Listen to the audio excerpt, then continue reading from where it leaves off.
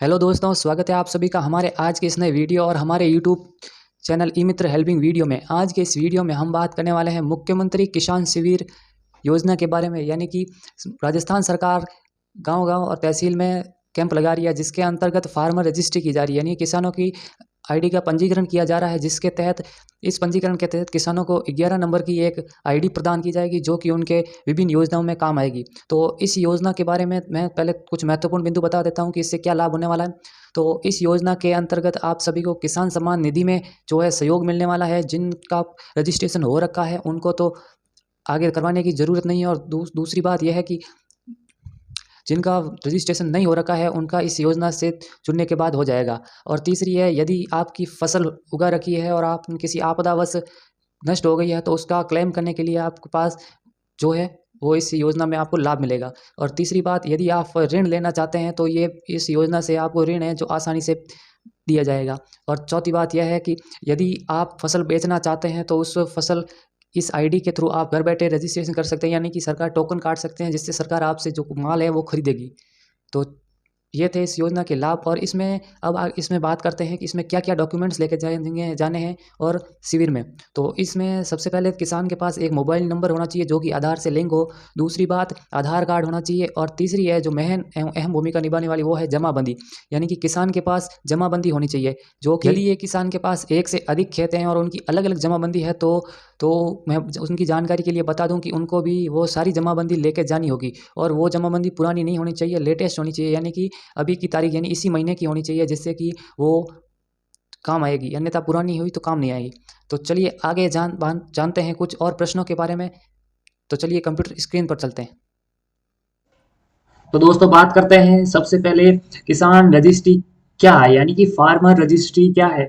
तो ये दोस्तों एक 11 अंकों की यूनिक आईडी है, जिससे किसान जनसंख्या की विवरण स्वामित्व है, जो आपने जो फसल बो रखी है वो इसके अंदर रजिस्टर्ड होगी। यानी कि ये आईडी है जो आधार कार्ड में जो नंबर होते हैं 12 डिजिट के, उसी के अनुसार ये आईडी होगी, जो कि आपके फोन में ऐप में इंस्टॉल होगी। फिर दूसरा एक क्वेश्चन और है दोस्तों, जिसमें फार्मर रजिस्ट्री आवश्यक क्यों है, ये हमें क्यों करवानी चाहिए। तो इसमें मतलब सीएम किसान निधि या पीएम सम्मान निधि के साथ साथ अन्य सरकारी योजनाओं और सब्सिडी और बीमा का लाभ उठाने के लिए ये इस आईटी यानी किसान पंजीकरण करवाना आवश्यक है। और अगला क्वेश्चन है दोस्तों, क्या फार्मर रजिस्ट्री सभी किसानों के लिए आवश्यक है। तो इसके लिए बात करते हैं कि फार्मर रजिस्ट्री यानी कि सभी किसानों के लिए योजनाओं का लाभ प्राप्त करने के लिए आवश्यक है, इसे करवाना चाहिए। अगला क्वेश्चन है दोस्तों, फार्मर रजिस्ट्री का मुख्य उद्देश्य क्या है।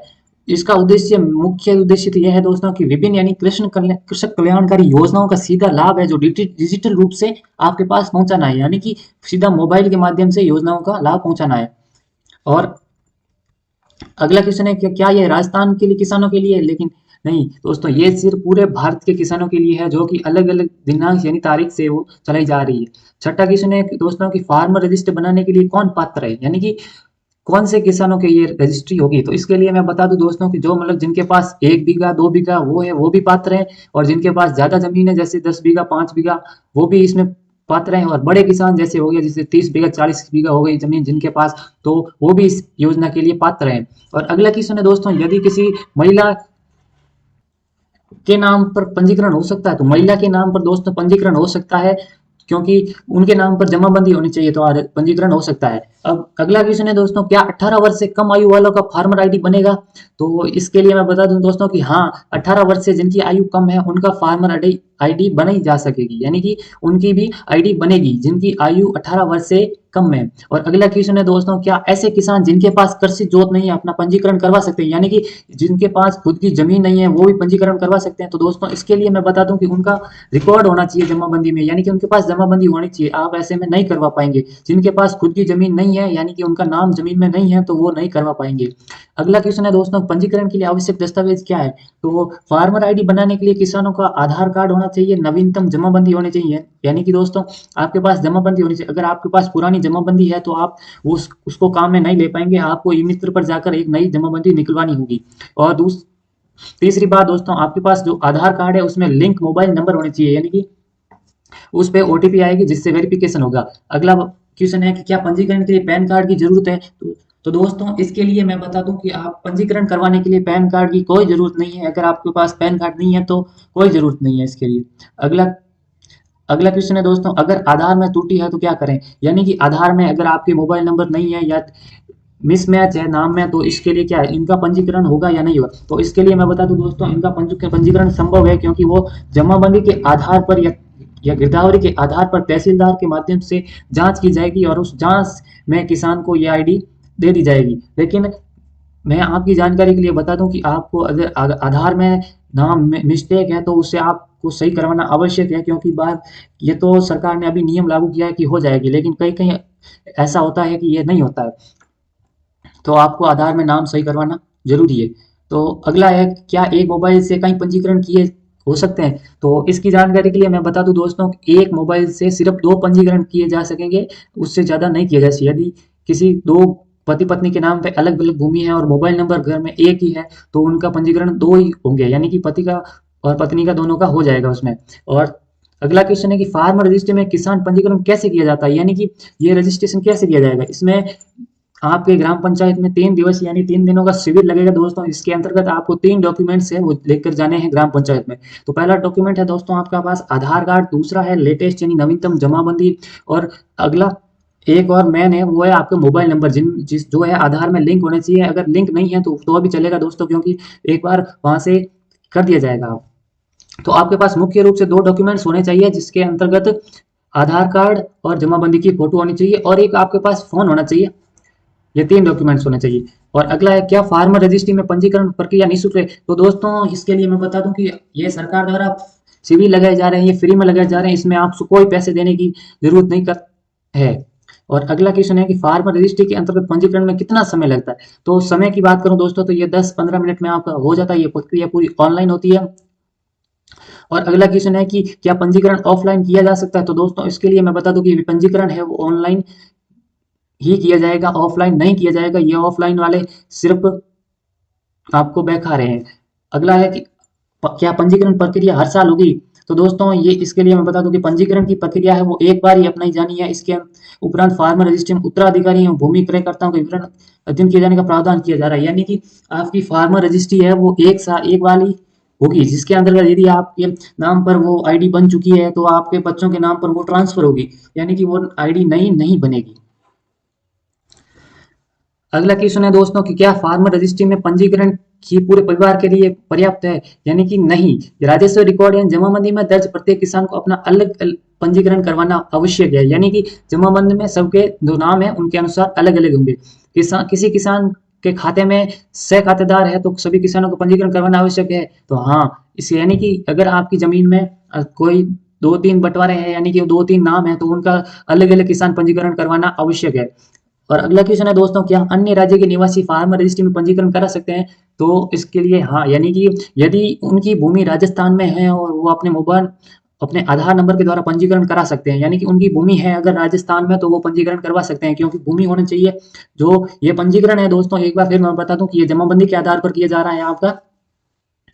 अगला क्वेश्चन है, क्या किसान एक ग्राम पंचायत के शिविर में जाने से वहां दूसरी ग्राम पंचायत में स्थित अपनी कृषि भूमि को भी किसान आईडी से जुड़वा सकता है? यदि आपकी भूमि एक अलग गांव में है एक दूसरे गांव में है तो इस स्थिति में क्या करेंगे? तो इस स्थिति में मैं आपको बता दूं कि ये भूमि है जो यदि आपके इस 2 अलग अलग गांव में है तो आप पंजीकरण हो जाएगा, इसके लिए आपको चिंता करने की जरूरत नहीं है। अगला क्वेश्चन है दोस्तों, किसी किसान की अलग अलग तहसीलों में कृषि भूमि है तो उससे अलग किसान आईडी बनवानी पड़ेगी। तो इसके लिए मैं बता दूं कि यदि आपकी भूमि अलग अलग तहसीलों में है, यानी कि अलग अलग तहसीलों में आपकी भूमि है तो आईडी अलग बनेगी। तो इसके लिए मैं बता दूं दोस्तों, नहीं, आईडी अलग नहीं बनेगी, ये आईडी तो एक ही रहेगी, लेकिन आपको दूसरी तहसील में कृषि भूमि का वहां पर पंजीकरण करवाना यानी कि आईडी में जुड़वाना पड़ेगी वो जमीन। और अगला क्वेश्चन है दोस्तों कि किसान का शिविर में पंजीकरण हो गया, एनरोलमेंट स्लिप प्रिंट दे दिया है, उसके बाद उसकी आईडी जुड़े खसरों में संशोधन जोड़ना या हटाना संभव है? तो इसके लिए मैं बता दूं दोस्तों कि हाँ, यानी कि एक बार एनरोलमेंट स्लिप जारी होने के बाद सुधार हेतु तहसीलदार के स्तर से जोड़ना या हटाना संभव है, यानी कि आप हटा या जोड़ सकते हैं। अगला क्वेश्चन दोस्तों, किसी किसान यानी कि महिला के आधार कार्ड में पति का नाम है और उसके राजस्व रिकॉर्ड जमाबंदी में पिता का नाम है, तो क्या उसका किसान आईडी बन पाएगा? तो हाँ दोस्तों, ऐसे प्रकरणों में किसान का एनरोलमेंट हो जाएगा, परंतु अनुमोदन यानी तहसीलदार द्वारा जांच और सत्यापन के बाद किया जाएगा। यानी कि आधार कार्ड में आपके पति का नाम है और जमाबंदी में आपके पिता का नाम है, तो इस स्थिति में क्या होगा? तो इस स्थिति में दोस्तों तहसीलदार आधार द्वारा जांच की जाएगी, जिसमें सत्यापन के बाद है ना जो आपका ऐसा आईडी पंजीकरण हो पाएगा।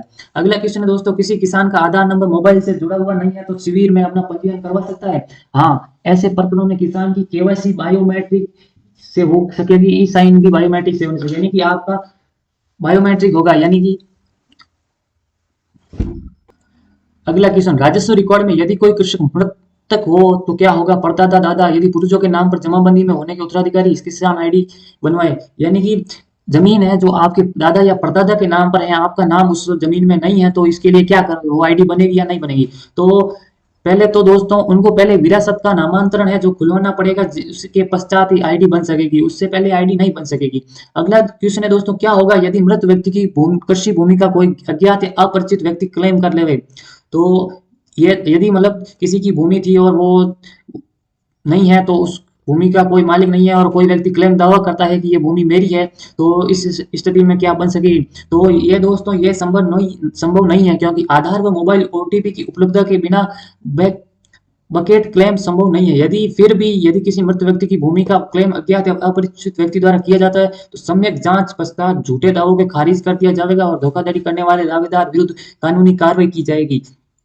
अगला क्वेश्चन, यदि किसान की मृत्यु हो जाती है तो उसकी फार्मर आईडी के साथ क्या होगा? यानी यदि किसान की मृत्यु हो जाती है तब वारिसान का नामांतरण नहीं भरा जाएगा, तब तक फार्मर आईडी वैसी ही बनी रहेगी। यानी कि नामांतरण दर्ज हो जाने के पर मृतक किसान की फार्मर आईडी को डीएक्टिवेट किया जा सकेगा। उसका वारिसान के नामांतरण दर्ज हो जाने पर राजस्व रिकॉर्ड के अनुसार उसके वारिसान के नाम नई फार्मर आईडी जनरेट की जा सकेगी। यानी दोस्तों किसी फार्मर की आईडी बन चुकी है और उसके वारिस यानी कि उसके पुत्र की आईडी पे अगर वो ट्रांसफर करवाना चाहता है तो वो ट्रांसफर नहीं होगी दोस्तों, वो पहले आईडी वो है डीएक्टिवेट होगी और फिर वारिस के नामांतरण दर्ज करने पर उसको एक नई फार्मर आईडी प्रोवाइड करवाई जाएगी।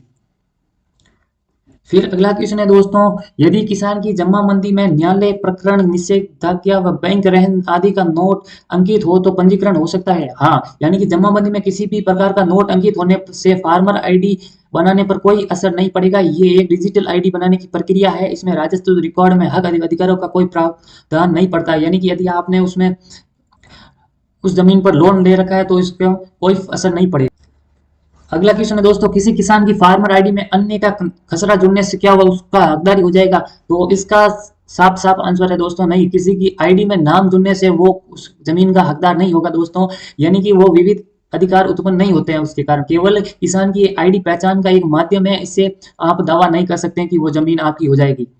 अगला क्वेश्चन है दोस्तों, क्या संस्था, मंदिर, ट्रस्ट, प्राइवेट कंपनी आदि के नाम पर कोई कृषि भूमि है तो उसका फार्मर आईडी बन सकेगी? तो दोस्तों इस स्थिति में कोई मंदिर या संस्था है, ट्रस्ट है, तो उसकी फार्मर आईडी नहीं बनेगी, क्योंकि वो एक सार्वजनिक है, प्रॉपर्टी है। तो ये थी जानकारी किसान शिविर योजना की। इसके अंतर्गत अगर आपको कोई जानकारी अच्छी लगी हो, आपको सारा समझ आया तो हमारे वीडियो को लाइक कर देना और कमेंट करना मत भूलना।